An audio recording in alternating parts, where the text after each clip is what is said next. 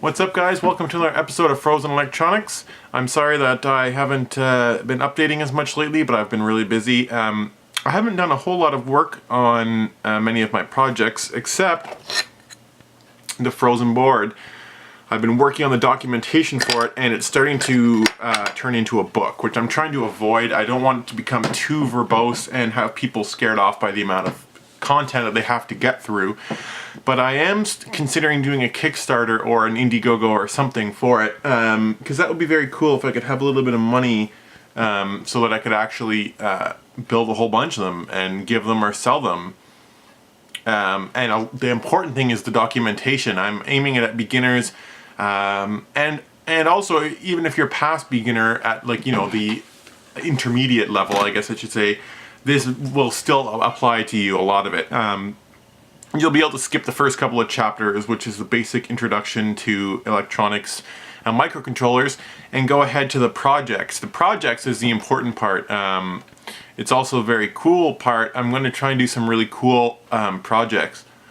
Now, the important thing, not the important thing, but another option I might have is to have a deluxe package that comes with a whole bunch of stuff, possibly a breadboard, definitely some 555 timers, caps, resistors, LEDs, you know, the usual crap that comes with any kit, just so you can play around with it a little bit more.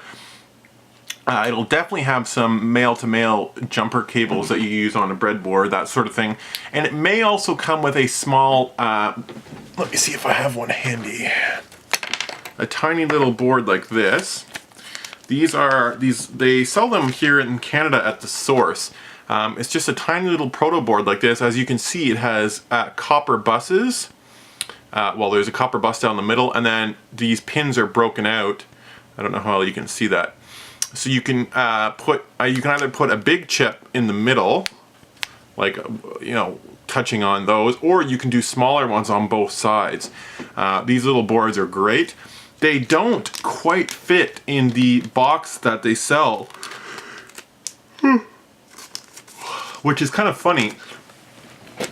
I kind of wish that they sell these little breakout boxes, and if you look, they're almost the same size. They are so close that when I bought them, I thought they were meant to go together.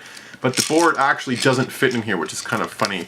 But anyway, I'm gonna try and find a bulk price on these. If I get the project going, I may actually call The Source, and because I really like this particular design. It's got the holes in it.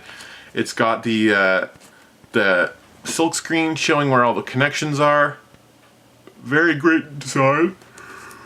Well, forgive me for yawning, I apologize. I haven't really gone into too much detail, but it's actually a result of one of my medications. I found out there's a medication I have to take every day. And even if I do take it before I start filming, one of the symptoms is uncontrollable yawning if you haven't taken it.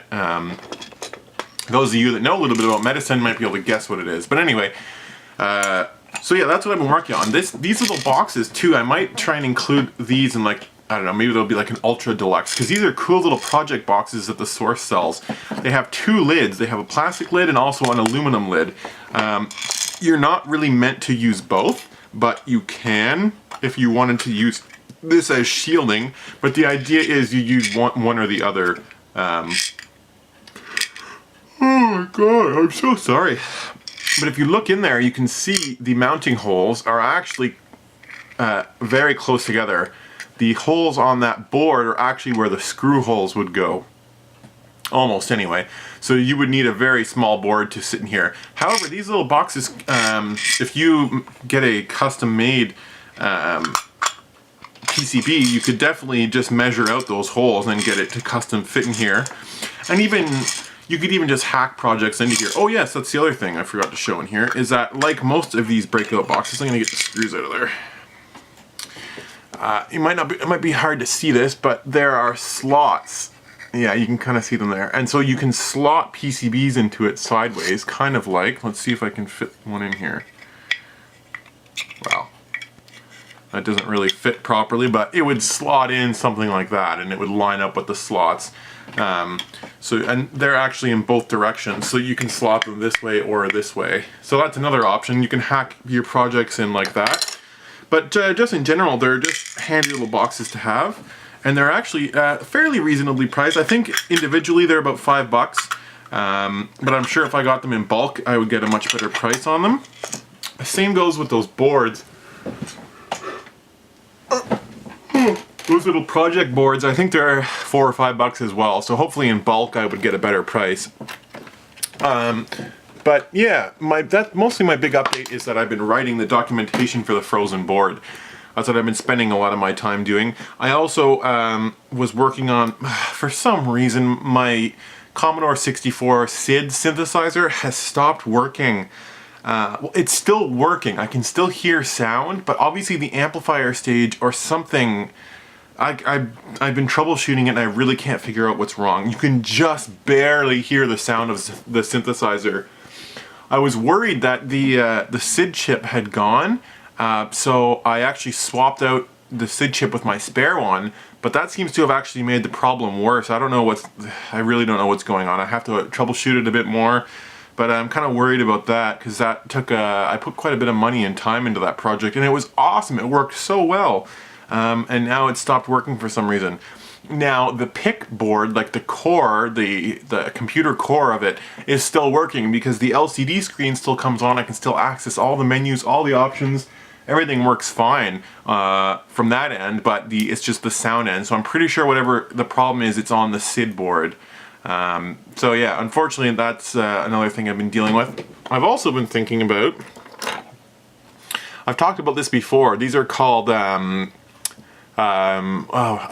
Punk consoles.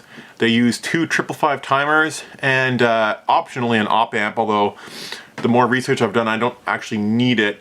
And just a couple potentiometers. They're a cool little project. You can make some really wacky noises with them. I might do a tutorial on how to build these. I may also start building them in cases and stuff and selling them. That's something I've thought about. Yeah, so keep an eye out for stuff. I've got a lot of stuff on the go. Hopefully people are still watching and tuning in. I recently did, what's the word? An inventory of all my chips. And I put them all into a spreadsheet, so now when I'm doing a project and I need a particular chip, I can just look in the spreadsheet. It'll tell me if it's on a pad, one of my pads I have here, which number, which side, and if it's not on the pad, it's either in a bag, a tube, or on the foam in my little compartment over there. So that was a cool little project. I highly recommend organizing stuff. I know it can be a pain in the ass, but otherwise you end up with a bench like mine that's covered in stuff. You can't find anything. I think that's about it to update. I just wanted to upload a video saying yes, I'm still here. Frozen Electronics is still ongoing. I've been watching Numberphile, which is a channel on YouTube lately, and they've been doing these calculator unboxing videos. And I really like calculators. So does Dave from the EEV blog. And I actually opened up my calculator recently just to take a look inside of it. And I've been thinking about trying to build my own, which would certainly be interesting. But a test to see how accurate your calculator is if you do, if you do the square root of 2, so on my calculator you type in 2 square root, and then you multiply that by the square root of 2, on a good calculator you'll get back 2. On a crap calculator, you might get back 1.9999999. It won't be precisely 2. So there's little things like that. They show you all these little tests, and the big one is, of course, is if you try and divide 1 by 0. Some calculators will give you 0, but it should give you an error like that. So after doing all these tests, I realized that this was actually quite a good model of calculator. The only thing I don't, I mean, of course, there's only a couple calculators ever that have had this, but having a parallel button is so nice. It makes it so much easier. You know, you can do 30 ohms and you hit the parallel button, 72 ohms or whatever, and it calculates it different things in parallel for you. Of course, the way to do that is, you know, 25, and then you do the 1 over x. Oops. That's always good for a calculator. See, we just did a drop test and it passed. So yeah, you do 1 over x, and then you add, let's say 65 ohms in parallel. You do 1 over x of that. You add those together.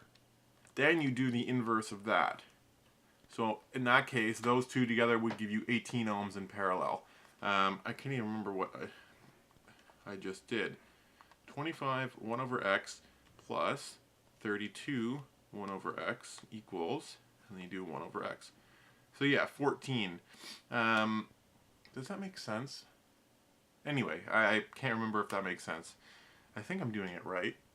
Hopefully I'm doing this right and not telling you guys the wrong thing. Anyway, the point of that was I like calculators. And the calculator that Dave Jones just got in the most recent mailbag video, which is EEV blog number 573, the HP 41. I am so jealous. I'm so jealous of all the stuff he gets, man. I would love to be able to do a mailbag segment, but I have to get more popular first.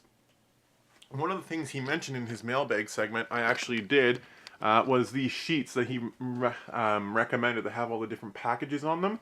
Very, very handy. I highly recommend printing them out as well. I printed mine out onto really nice matte photo paper, so it came out really nice and clear. I'm lucky to have a nice printer, but it just shows you all the different packages, all the SOT packages, and then up above all the leadless packages that they're just very common ones. I may have pointed this out before. I also have resistor colors and values reference chart, and also the capacitor codes and values reference chart.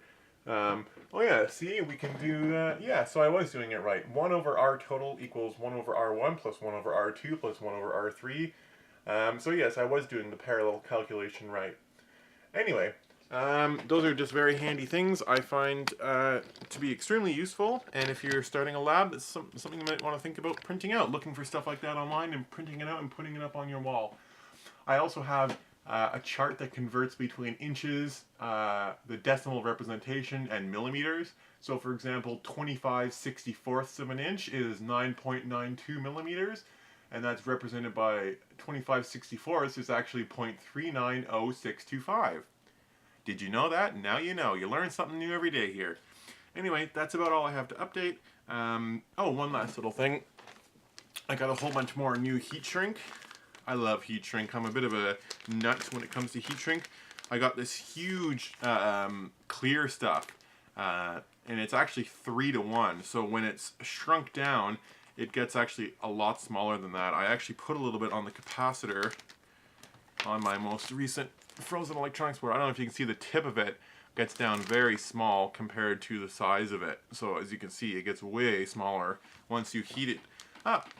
So yeah, other than that, nothing too much to report. Thanks for watching, guys. Please like and subscribe. It really helps me out a lot. And then we'll have more interesting videos, hopefully. Thanks a lot. Take it easy. Man, I can't talk today.